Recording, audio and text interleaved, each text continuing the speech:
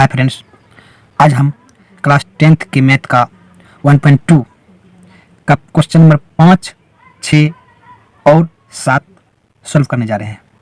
तो आइए number 5 question solve करते हैं।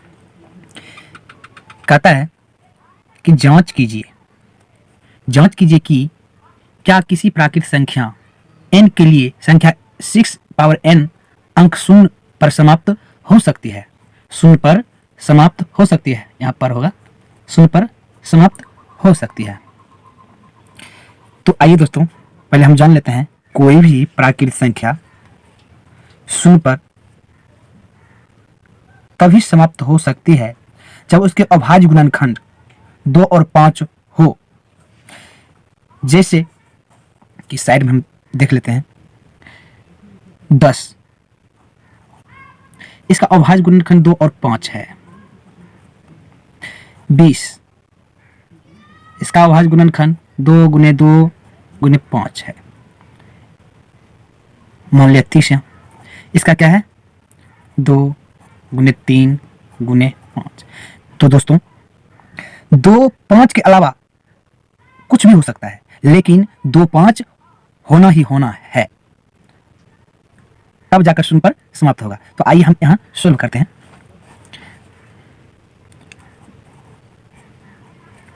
लिखेंगे कोई भी प्राकृतिक संख्या शून्य पर तभी समाप्त हो सकती है, कोई भी प्राकृतिक संख्या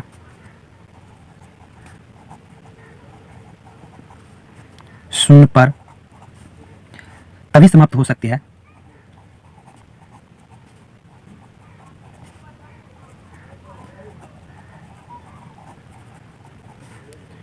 जब उसके अभाज्य गुणनखंड 2 और 5 हो।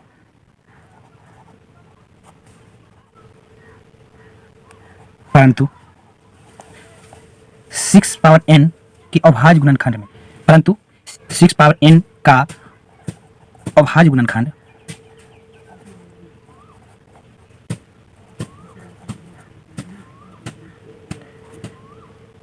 2 गुने 3 इतना है, लेकिन 6 पावर n के अभाज्य गुणनखंड में 5 नहीं है। अतः n का ऐसा कोई मान नहीं है जो इसे शून्य पर समाप्त कर सके।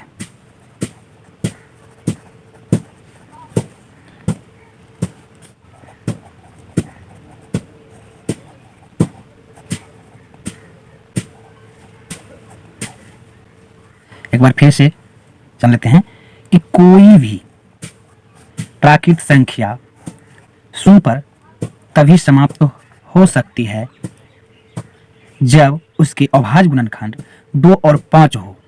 2 और 5 के अलावा भी कुछ हो सकता है, लेकिन 2 और 5 होना अनिवार्य है।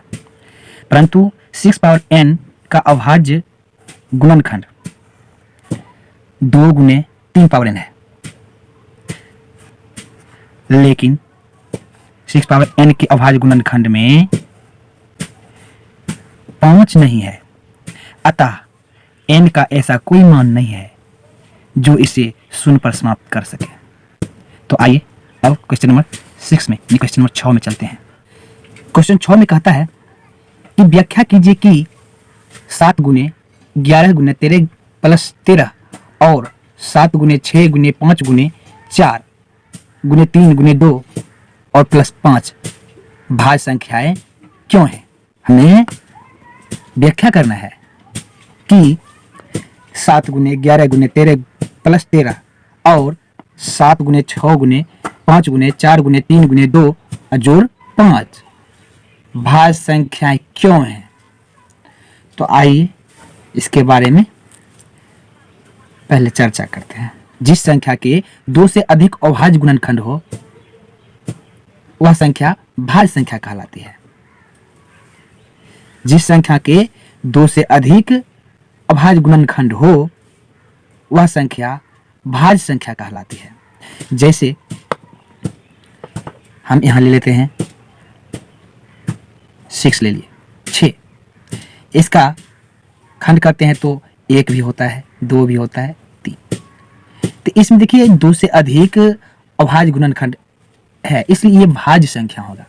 ठीक इसी प्रकार हम इसे जांच कर लेते हैं, इसे हल कर लेते हैं कि ये भाज्य संख्या है तो क्यों है। तो आइए पहले हम 7 गुने 11 गुना 13 जोड़ 13 को लिख लेते हैं। 11 गुने 13 जोड़ 13 को लिख लेते हैं। इसमें हमें कुछ कॉमन नजर आ रहा है, तो उसे हम कॉमन कर लेते हैं। 13 को कॉमन कर लेते हैं, तो यहाँ बच गया 7 11 और जोड़ 1 बच गया। तो हम फिर लिखते हैं 77 हो जाता है जोड़ 1। फिर हम यहाँ लिखते हैं 13 और गुने यहाँ देखिए 78 हो गया। तो दोस्तों 13 तो लिखेंगे ही, अब 78 का 13 तो लिखेंगे ही, अब 78 का खंड कर लेते हैं। क्या क्या हो सकता है इसका खंड, इधर देख लेते हैं। 2 तिया 6 और 2 9 18, 3 एकम 3, 3 तिया 9। तो आइए लिख लेते हैं 13 फिर 3 और 2। तो देखिए दोस्तों इसका अभाज्य गुणनखंड 2 से अधिक हो गया, अतः यह क्या है, एक भाज्य संख्या है।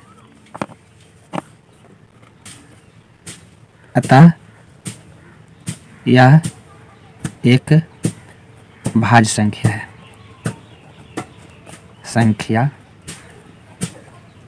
है। ठीक इसी प्रकार से इसे भी हम सॉल्व करते हैं। यहाँ दिया है 7 गुने 6 गुने 5 गुने 4 गुने 3 गुने 2 जोड़ 5। इसमें भी हमें कुछ कॉमन आ रहा है, 5 कॉमन आ रहा है, 5 कॉमन ले लेते हैं। 7 गुने 6 गुने 5 गुने 5 तो हम कॉमन ले लिए, यहाँ 1 बचा है, 1 है ये 1 गुने 4 गुने 3 गुने 2, यहाँ बच गया 1। आइए हम इसे फटाफट गुना कर लेते हैं। आप भी एक बार गुना कर लीजिएगा। आइए दोस्तों हमने फटाफट गुना कर लिया। अब इसे हम क्या करते हैं, 5 को 5 लिखते हैं। अब इसे हम लिखेंगे 10,9 जोड़ दिए। इसको हम क्या लिख सकते हैं, 5 गुने 10,9 गुने 1। तो दोस्तों यहाँ इसका भी 2 से अधिक अभाज्य गुणनखंड आ गया है, अतः यह भी एक भाज्य संख्या है।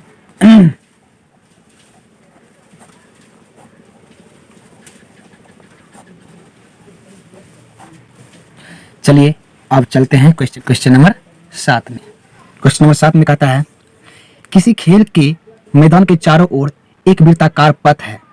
इस मैदान का एक चक्कर लगाने में सोनिया को 18 मिनट लगते हैं, जबकि इसी मैदान का एक चक्कर लगाने में रवि को 12 मिनट लगते हैं। मान लीजिए वे दोनों एक ही स्थान और एक ही समय पर चलना प्रारंभ करके एक ही दिशा में चलते हैं। कितने समय बाद वे पुनः प्रारंभिक स्थान पर मिलेंगे। तो आइए एक वृत्ताकार पथ पर सोनिया को एक चक्कर लगाने में सोनिया को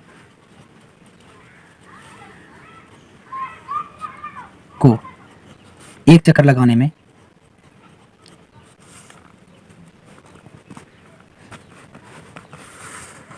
एक चक्कर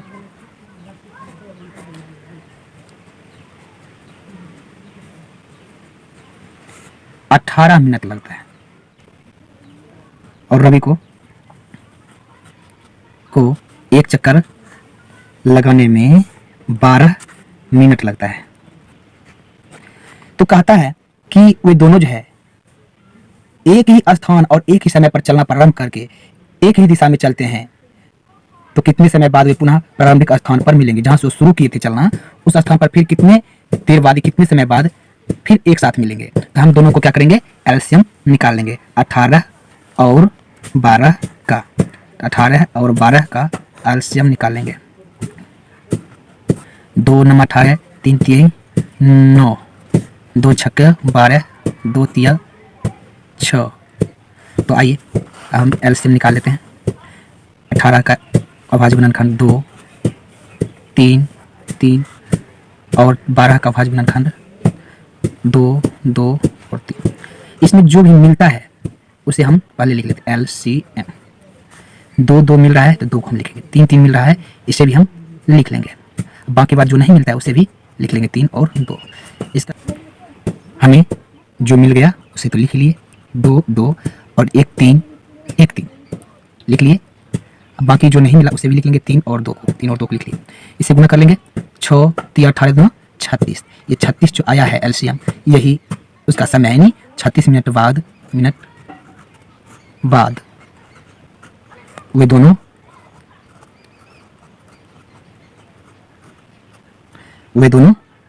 पुनः प्रारंभिक स्थान पर मिलेंगे।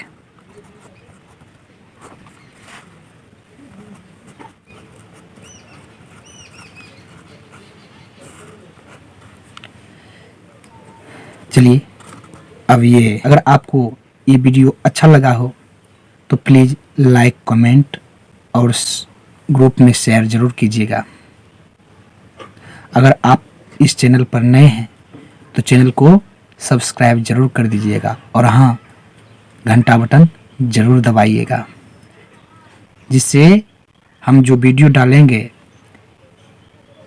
वो सबसे पहले आप तक पहुंचेगा। धन्यवाद।